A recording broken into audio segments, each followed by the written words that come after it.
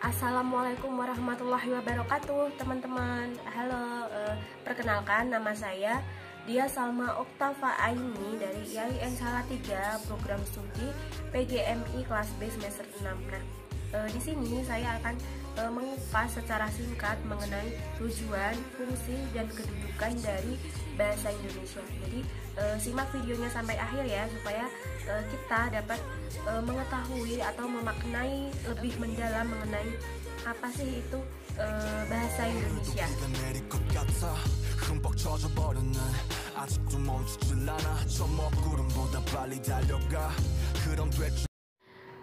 Sebelum memasuki ke pembahasan mengenai tujuan dan fungsi dari bahasa Indonesia, alangkah lebih baiknya lagi kalau kita mengupas terlebih dahulu atau membahas terlebih dahulu mengenai definisi dari bahasa itu sendiri. Nah, di sini saya akan mengemukakan beberapa definisi atau pendapat dari beberapa tokoh mengenai definisi bahasa. Nah, yang pertama yaitu menurut Gori Keraf tahun 2004. Beliau ini mengemukakan bahwa bahasa adalah suatu alat komunikasi antar anggota masyarakat berupa simbol bunyi yang dihasilkan oleh alat ucap manusia. Seperti yang kita ketahui bahwa alat ucap manusia itu adalah mulut. Kemudian ada juga definisi bahasa menurut KBBI, Kamus Besar Bahasa Indonesia.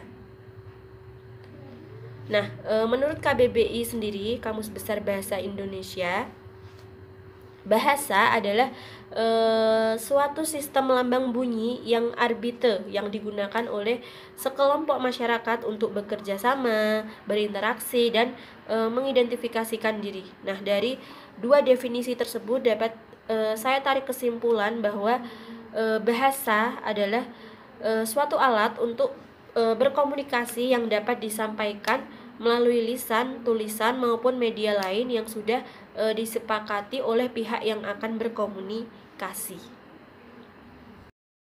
Kemudian yang selanjutnya yaitu mengenai tujuan dari bahasa. Nah, di sini ada 4 tujuan dari bahasa, yaitu yang pertama tujuan praktik, kemudian tujuan artistik, kemudian tujuan pembelajaran, dan tujuan fisiologi. Nah, yang pertama untuk tujuan praktik sendiri, bahasa itu digunakan atau bertujuan untuk alat komunikasi dalam kehidupan sehari-hari. Nah, itu tujuan praktiknya. Kemudian untuk tujuan artistiknya biasanya digunakan untuk pemuas rasa estetik. Nah, terkadang kan bahasa Indonesia ada juga yang dirangkai atau disusun sedemikian rupa sehingga menjadi bahasa yang indah dan dapat digunakan untuk pemuas rasa estetik. Nah, itu tujuan artistiknya. Kemudian untuk tujuan pembelajarannya, biasanya bahasa Indonesia ini sering digunakan sebagai media untuk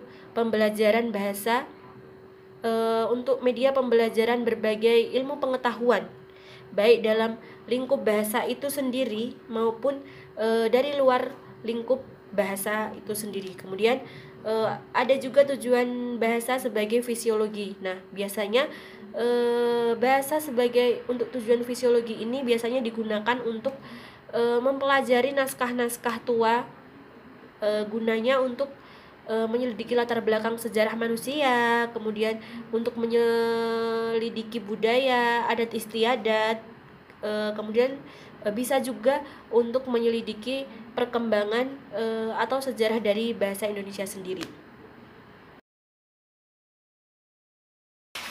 Kemudian selanjutnya ada juga tujuan umum dari pembelajaran bahasa Indonesia, yaitu yang pertama agar siswa menghargai dan membanggakan bahasa Indonesia sebagai bahasa persatuan dan bahasa negara atau bahasa nasional. Kemudian agar siswa memahami bahasa Indonesia dari segi bentuk, makna, dan fungsi, serta menggunakannya dengan tepat dan kreatif untuk berbagai macam tujuan, keperluan, dan keadaan tertentu. Kemudian untuk memiliki kemampuan menggunakan bahasa Indonesia untuk meningkatkan kemampuan intelektual, kematangan emosional, dan kematangan sosial. Kemudian agar siswa juga memiliki disiplin dalam berpikir dan berbahasa.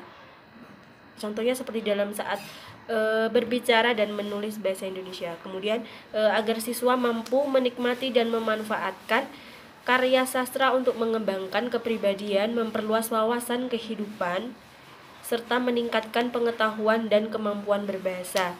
Kemudian yang terakhir adalah agar siswa menghargai dan membanggakan sastra Indonesia sebagai khasanah budaya dan intelektual manusia Indonesia. Kemudian yang selanjutnya yaitu fungsi dari bahasa. Nah, salah satu fungsi dari bahasa yaitu yang pertama adalah sebagai alat atau media untuk berkomunikasinya.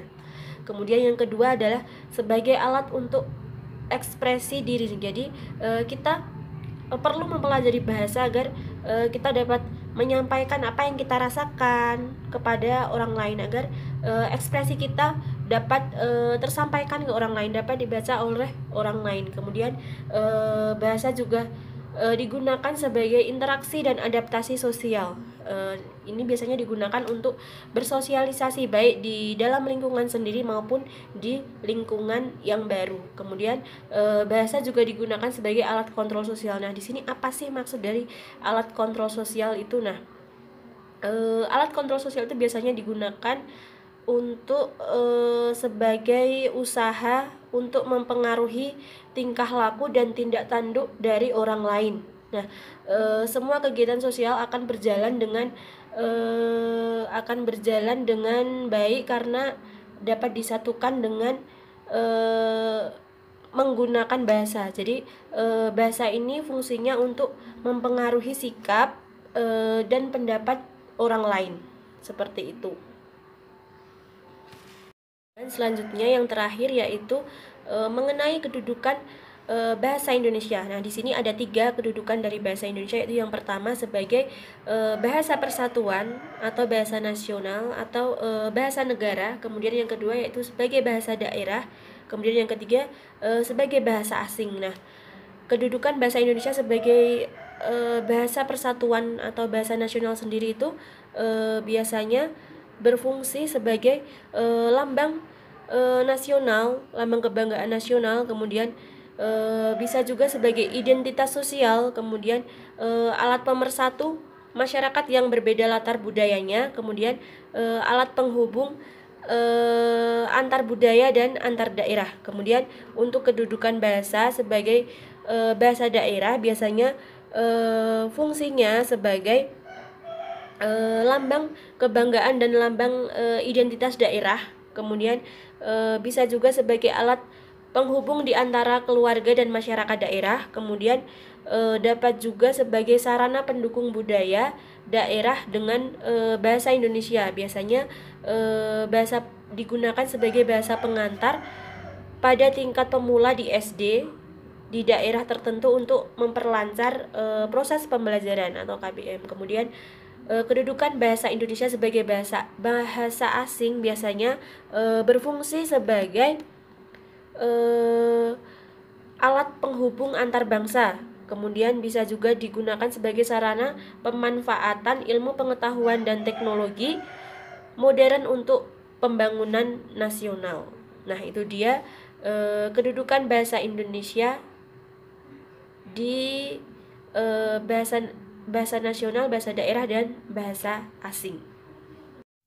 Itu dia, sekian dari saya penyampaian materi mengenai fungsi, kedudukan, dan tujuan dari bahasa Indonesia. Mohon maaf apabila masih banyak sekali kekurangan dalam video ini, baik dalam penyampaian materi, kesalahan saya dalam mengucap kata, maupun dalam perbuatan saya di video ini. Terima kasih. Wabillahi taufiq wal hidayah, waridho wal inayah. Wassalamualaikum warahmatullahi wabarakatuh.